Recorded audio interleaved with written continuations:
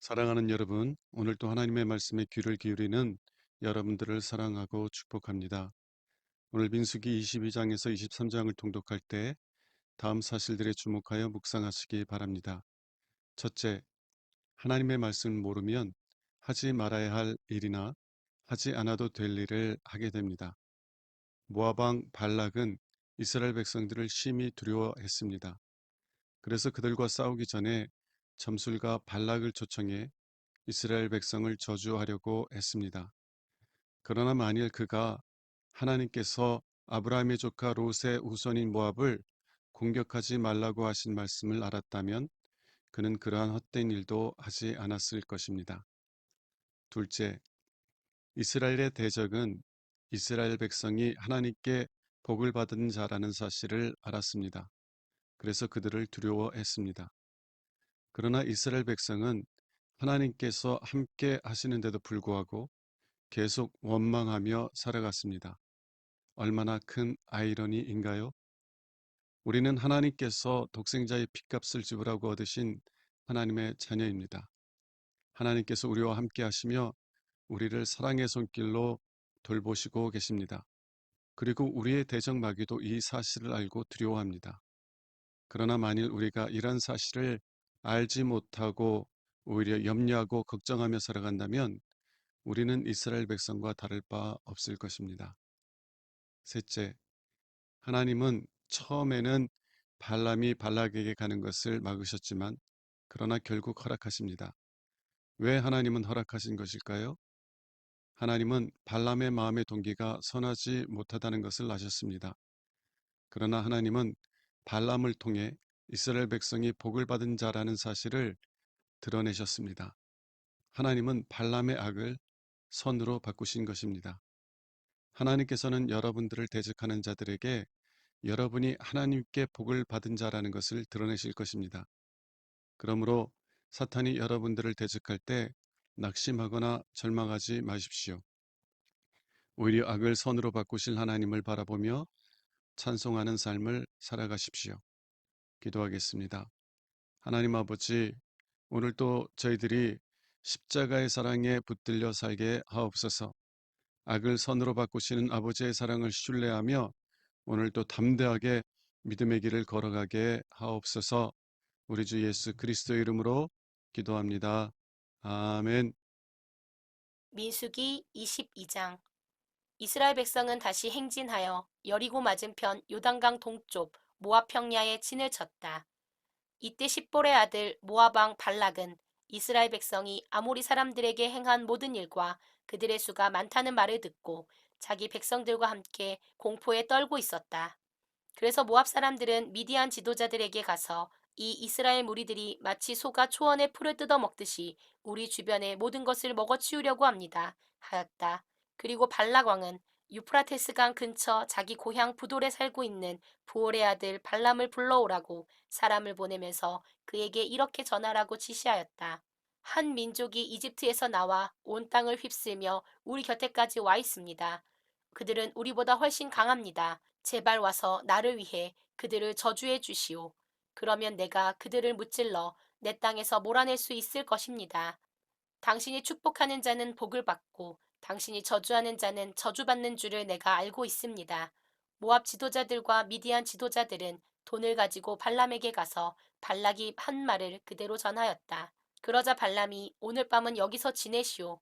여호와께서 나에게 말씀하시는 대로 당신들에게 대답하겠소 하였다.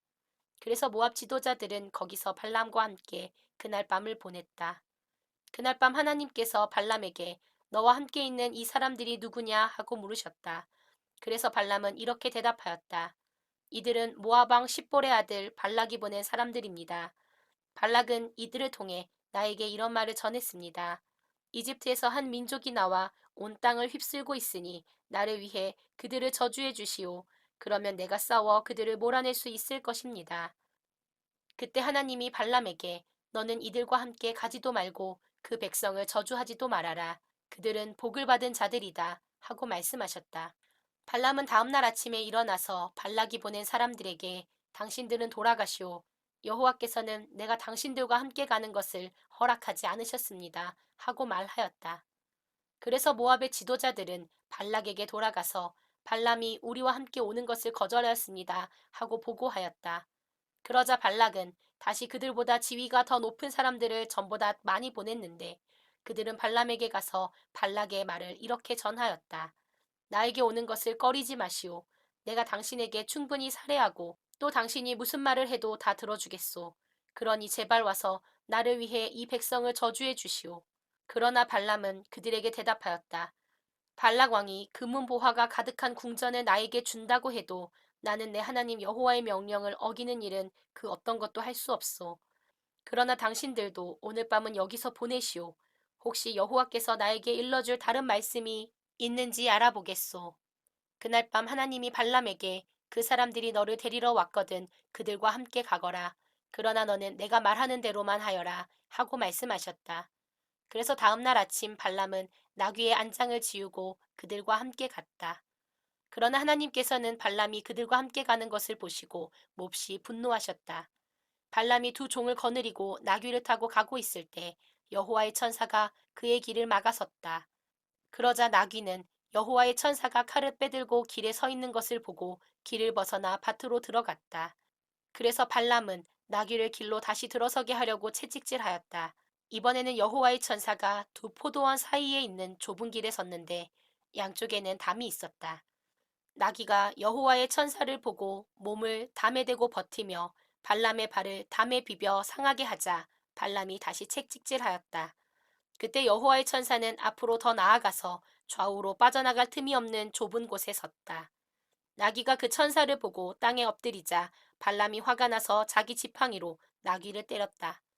그때 여호와께서 나귀의 입을 열어 말할 수 있게 하시자 나귀가 발람에게 이렇게 말하였다. 내가 무엇을 잘못했다고 이렇게 세 번씩이나 나를 때리십니까? 내가 나를 놀렸기 때문이다. 내 손에 칼만 있었더라면 벌써 너를 죽여버렸을 것이다.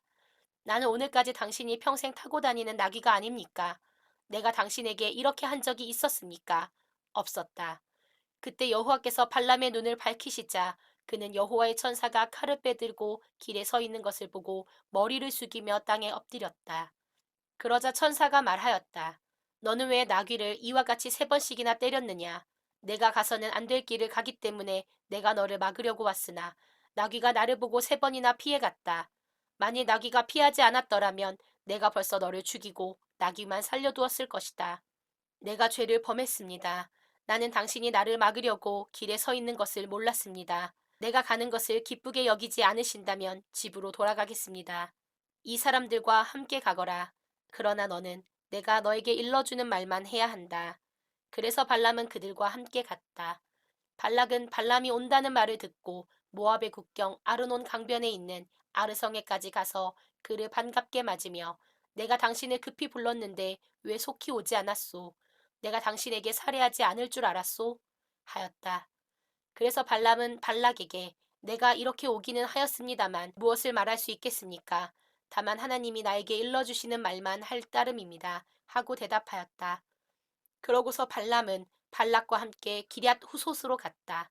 거기서 발락은 소와 양을 잡아 발람과 그리고 자기와 함께 있는 지도자들을 대접하였다. 다음 날 아침 발락은 발람을 데리고 바못 바알산으로 올라갔으며 거기서 발람은 이스라엘 백성을 내려다 보았다.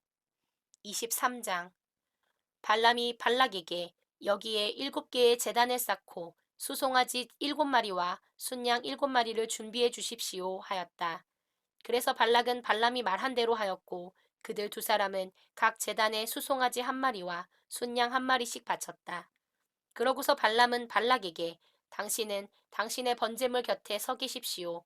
나는 저리로 가서 여호와께서 나를 만나 주실는지 알아보겠습니다. 여호와께서 나에게 보여주시는 것이 있으면 무엇이든지 당신에게 말씀드리겠습니다. 하고 혼자 산 꼭대기로 올라갔다. 하나님이 거기서 그를 만나시자 발람은 내가 제단 7개를 쌓고 제단마다 수송아지와 순양을 1마리씩 드렸습니다. 하였다. 여호와께서는 발락에게 할 말을 그에게 일러주시며 가서 발락에게 전하라고 말씀하셨다. 그래서 발람이 돌아가 보니 발락과 모압의 모든 지도자들이 번제물 곁에 그대로 서 있었다. 그때 발람은 이렇게 읊었다. 모압 왕 발락이 나를 아람 땅 동편 산에서 데려와 나를 위해 야곱을 저주하라. 이스라엘을 꾸짖으라 하는구나.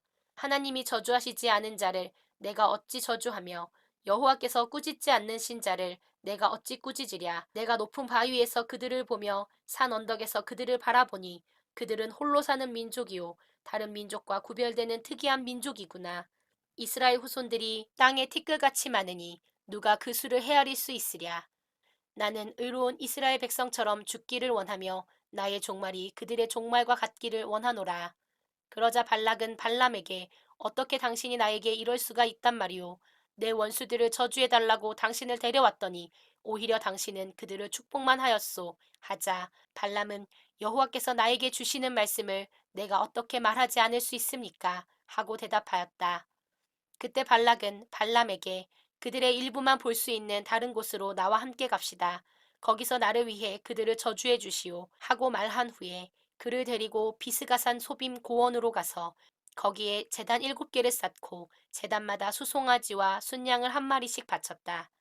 그리고 발람은 발락에게 당신의 번제물 곁에 서 계십시오. 나는 저기 가서 여호와를 만나겠습니다. 하고 말하였다.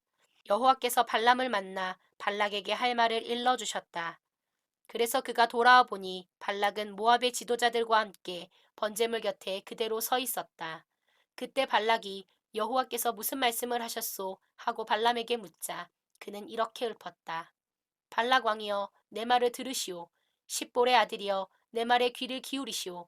하나님은 사람이 아니시니 거짓말을 하지 않으시며 인간이 아니시니 후회하지 않으십니다. 어찌 그가 말씀하시고 행하지 않으시며 약속하시고 지키지 않으시겠습니까?